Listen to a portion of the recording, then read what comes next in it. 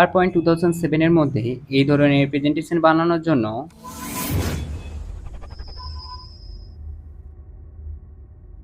প্রথমত PowerPoint-এর টাইটেল আর সাবটাইটেলটাকে কন্ট্রোল এ প্রেস করে ডিলিট করে নিতে হবে।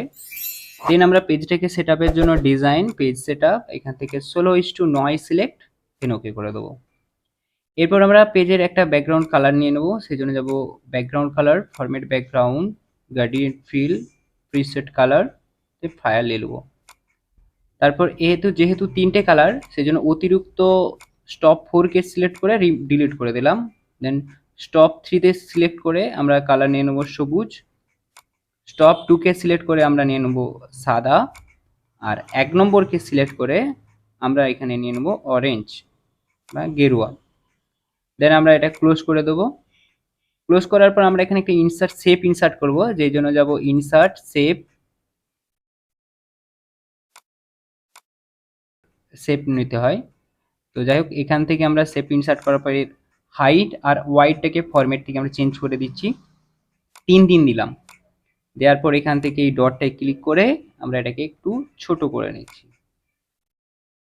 ছোট করার পর আমরা ফরম্যাট গার্ডিয়ান ফিল, এখান থেকে মোর গার্ডিয়ান ফিলটাকে চেঞ্জ করব। গার্ডিয়ান ফিলে ক্লিক করার সাথে সাথে প্রিসেট করা যে কালারটা ওটা অটোমেটিকলি চলে আসবে, আর এটার আউটলাইন কালারটা নো লাইন করে দেবো।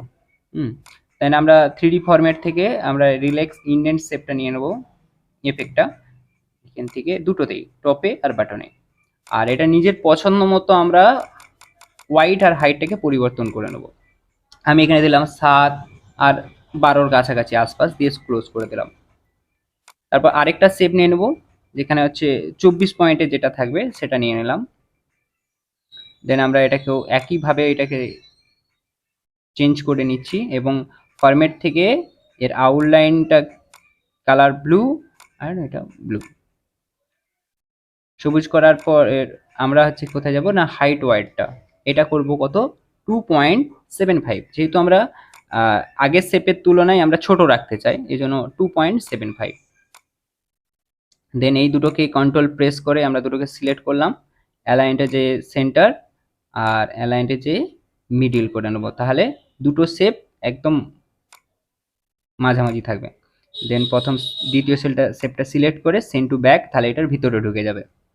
দেন এটা কন্ট্রোল এ প্রেস করতে হবে, তারপর ফরম্যাট, ওখান থেকে আমরা এটাকে গ্রুপ করে নেব, কারণ তাহলে দুটো একসাথেই মুভ হবে যেখানে আমরা সরাতে চাইবো। তো এটাকে তারপরে আমরা আরেকটা শেপ নিচের অংশটা করার জন্য রেক্ট্যাঙ্গেল শেপ ব্যবহার করব, যেখানে শেপটাকে ড্র্যাগ করে দেবো।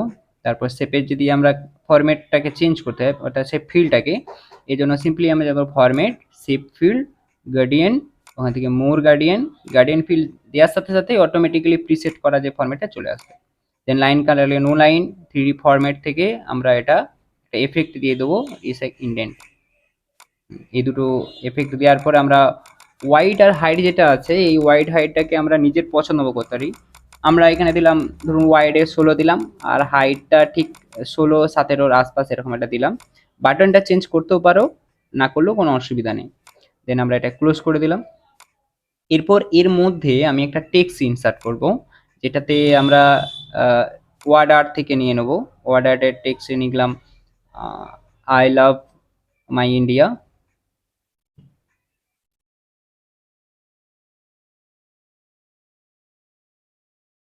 তারপর আমরা টেক্সটটাকে যদি এডিট করতে চাই নিজের পছন্দ মতো, এই জন্য টেক্সটটাকে সিলেক্ট করে একটু শ্যাডো দিয়ে দিলাম, একটু ভেরি লুজ করে দিলাম, আর চাইলে এটার ফন্ট সাইজটা একটু চেঞ্জ করে দেবো, ছোট করে নেব, যাতে এর সাথে ফিট হয়। তো সেম এইভাবেই আমরা এটাকে ফিট করে নেব।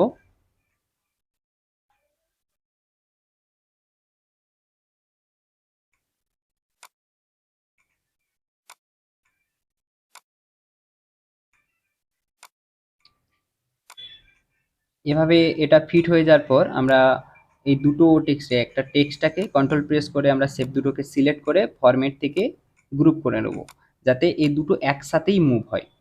দেন এটাকে অ্যাডজাস্ট করে নিলাম। অ্যাডজাস্ট করার পর আমরা এটা যেহেতু আমরা টানতে চাইছি পেজের বাইরে, সেই জন্য কন্ট্রোল প্রেস করে স্ক্রল বাটন টিপলে এটা ছোট হয়ে যাবে পেজটা। দেন আমরা এটাকে এপাশ দিকে নিজের পছন্দ মতো টানতে পারি পেজের বাইরে। আর অ্যানিমেশনটা পেজের বাইরে থেকেই শুরু করতে হবে। তো এইভাবেই আমরা পেজটাকে স্ক্রল করে নিলাম, স্ক্রল করে বাড়িয়ে নিলাম। বাড়ানোর পর এবারে যেখান থেকে অ্যানিমেশনটা শুরু করতে চাই সেইখানে আমরা শেপটাকে রাখতে হবে। রাখার পর আমরা যাব অ্যানিমেশন, কাস্টম অ্যানিমেশনে যেতে হবে। ওখান থেকে অ্যাড এফেক্ট, মোশন পাথ, আর এটাকে দিতে হবে রাইট, যেহেতু ডান দিকে আসবে। সেম ওটাতে আরেকটা এফেক্ট দিতে হবে এক্সিস্ট, এখান থেকে যেতে হবে স্পিন, এটা ঘুরবে চক্রটা। তো এই শেপটাতেও আমি দেবো অ্যাড এফেক্ট, মোশন পাথ, আর এটা হবে লেফটে যাবে। তো এরপরে আমরা কি করব, জাস্ট সিম্পলি এই যে এফেক্ট দুটো দেওয়া আছে এটাকে যত দূর যেতে চাইছে অ্যানিমেশনটা ওটাকে শিফট প্রেস করে আমরা এটা টেনে নেব পেজের এপাশ থেকে সেপাশ। দেন এটাতে অ্যানিমেশনগুলো কন্ট্রোল এ প্রেস করে টাইমিংয়ে যাব, এখান থেকে উইথ প্রিভিয়াস, আর এটা কত সেকেন্ডে কমপ্লিট হবে এই জন্য স্পিডে আমরা দিয়ে দেবো 20 সেকেন্ড, এটা নিজের পছন্দ মতো করতে পারো। দেন ওকে।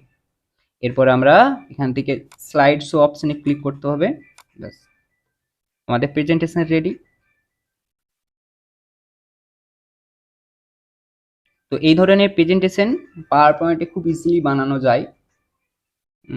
আমাদের অনেক ধরনের প্রেজেন্টেশনই আমাদের ইউটিউবে বা ফেসবুকে আপলোড করা আছে, অবশ্যই দেখে নেবে। এই ধরনের অ্যানিমেশন যদি করতে কোনো অসুবিধা হয়, কেমন লাগলো অবশ্যই জানাবে। আরও কোন সফটওয়্যারের উপর বা কোন অ্যানিমেশনে বা কোন ধরনের টিউটোরিয়ালে তোমরা চাইছো অবশ্যই কমেন্ট করে জানাবে।